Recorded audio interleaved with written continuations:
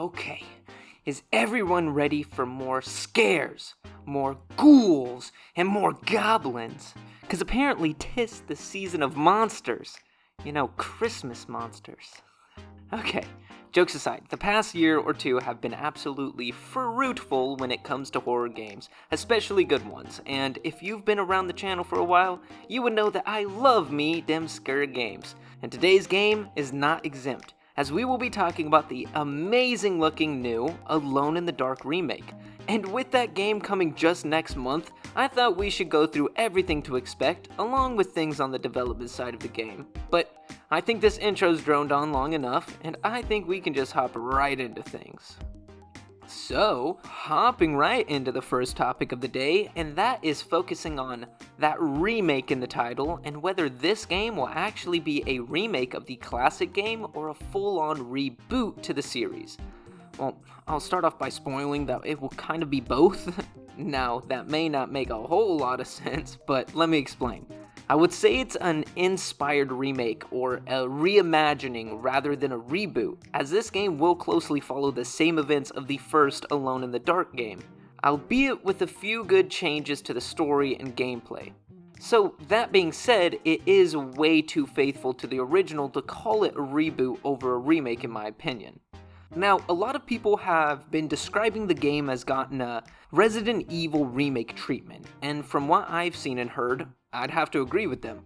The original 1992 Alone in the Dark game was extremely close to the original Resident Evil, actually having been one of the original influences behind the Resi games, though I'll get back to that.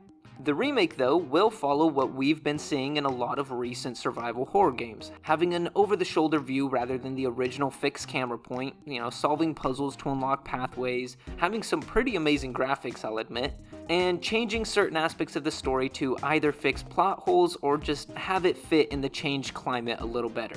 But I think that covers the topic of remake or reboot, and now I quickly want to explain what is Alone in the Dark.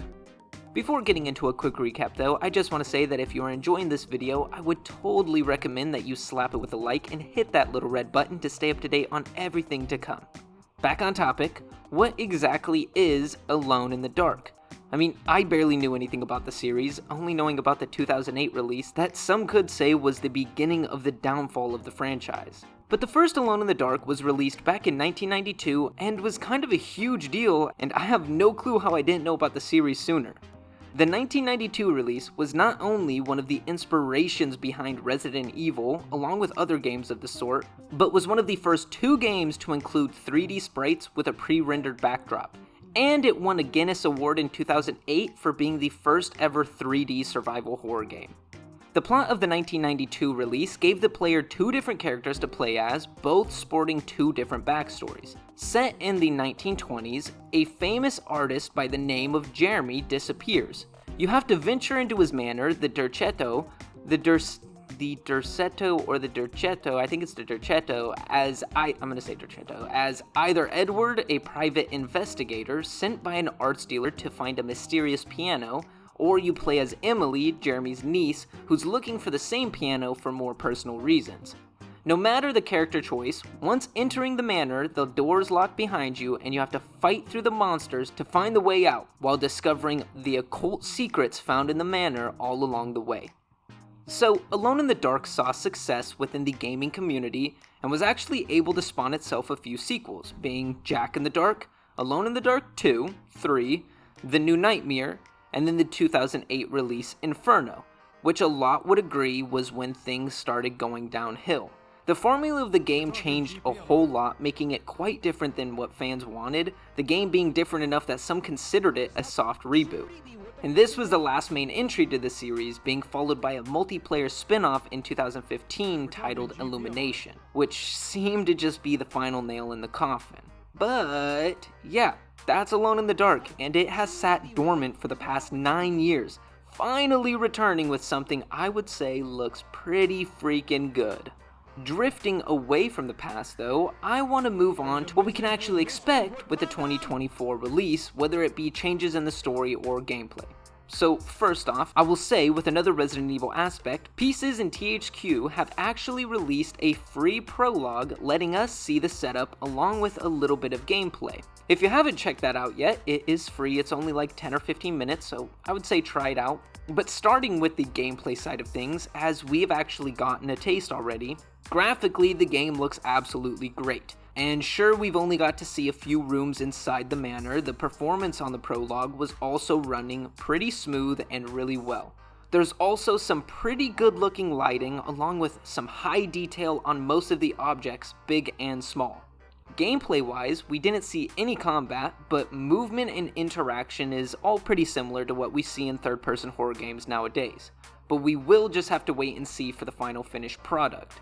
On the side of story, as I said, it is what some are calling a reimagining, because it will be following the same story as the original 1992 release, but they are changing up some things, making the story slightly different.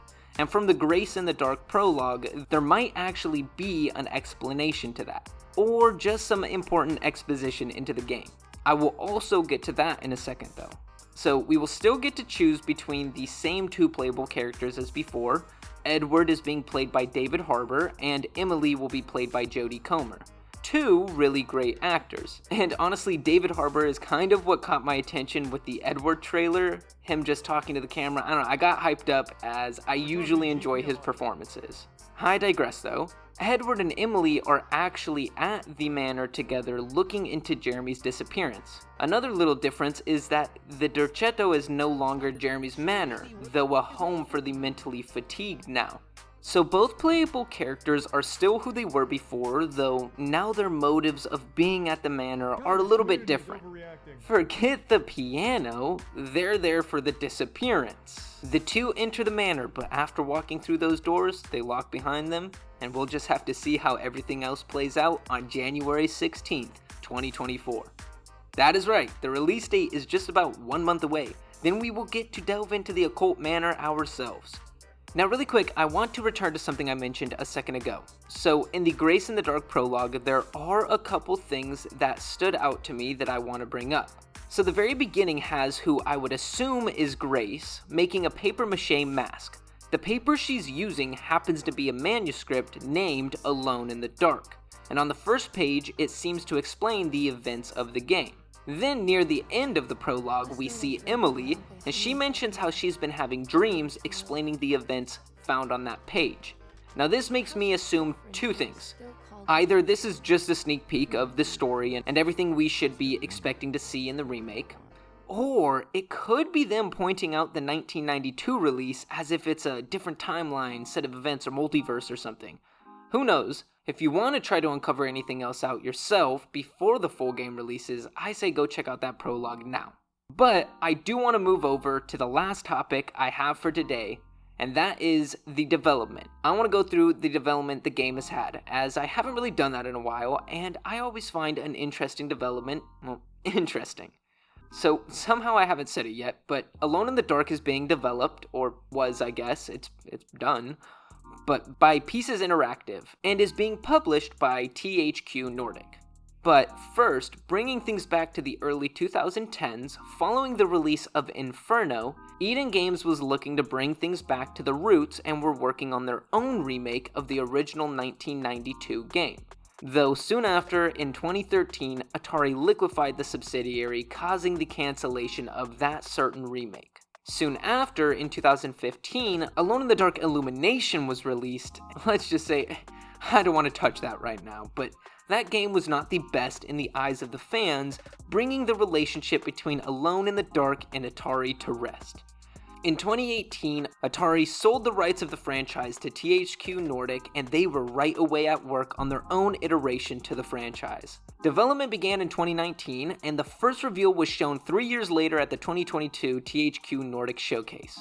We also learned then that some really great people were working on the game. Just as an example of a couple people, we got head writer Mikael Hedberg, a writer on games such as Soma and Amnesia: The Dark Descent.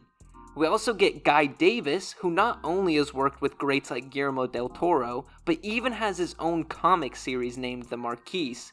So yeah, I'd say I trust the developers and people working on the game to give us not only an amazing horror game, but also a great Alone in the Dark game. I mean, Pieces even received the blessing of Frederic Reynal, the original creator of the series, even saying that Pieces did an amazing job reimagining the core feeling of the original game. So maybe, we don't know yet, but I have high hopes for this new survival horror game, and I just hope Alone in the Dark does not fall victim to the same downfalls as some recent games today. But honestly, it feels like I'm droning on at this point, so I'm just gonna wrap this video up with some final words and thoughts on the game. So yeah, as I said before, I actually have no basis of what the game should be like, as I haven't even tried any of the other entries yet. I barely even knew about the series, only really remembering the 2008 release and knowing it wasn't the most well received, and I never got around to trying it. The moment I saw the David Harbour trailer though, I was interested, and then looking into the series, I was hooked and ready to get myself into the Lovecraftian style world. Not to mention the game just looks like a great horror game, and you know me, I love me some great horror games. Another thing I noticed, and apparently a lot of people on the interwebs did too, is that this has a big time Alan Wake 2 vibe. I mean, the first couple seconds of the prologue shows us a manuscript explaining the events of what's going on. Then an artist goes missing, and you have to investigate it. I mean, come on, does that not scream Alan Wake? And that is not me saying they copied Alan Wake 2, I know that would be impossible with the release times, and not only that, it is following a story from 1992, so yes, I know this is an original story, I'm just saying that if you like Alan Wake 2, and hey, probably even Evil Within 2, this game is looking like the game for you. But hey, the game is coming in less than a month, and honestly, I think this is going to be a banger dropping out of nowhere. Look out for my video review when it actually comes though, and for now, I think that's enough for this video, so I'll just wrap things up there. If Alone in the Dark looks like an absolute banger to you as well, or you think it looks bad, or you just like this video, hey, if you liked me, let me know anything you're thinking in the comments now. And if you really liked this video, go ahead and throw me a like, and join the channel to stay up to date on everything else to come. If you want to support the channel and more videos like this, along with getting your name at the end of every video coming in the future, check out a membership to either my YouTube or my Patreon now. And lastly, if you heard any music that you liked and you want to hear more of my original music, check out BillyTheWhip.com or just Billy the Whip on any music platform. And now, thank you all so much for all of the support. We are so freaking close to 1,000. But yes, thank you all so much. Thank you. And I hope you all have a spectacular day. They already pissed, they go for the killing, your kids on the list. Got rage in their eyes and blood on their lips. Trust I would know, they out for the whip, for the outlaw-ish. They don't trust a kiss, so I buried them before he took the hit. Billy the boogeyman coming for you. Look out for the pigs, look out for me too. Been chewing them up, spitting the new, spitting the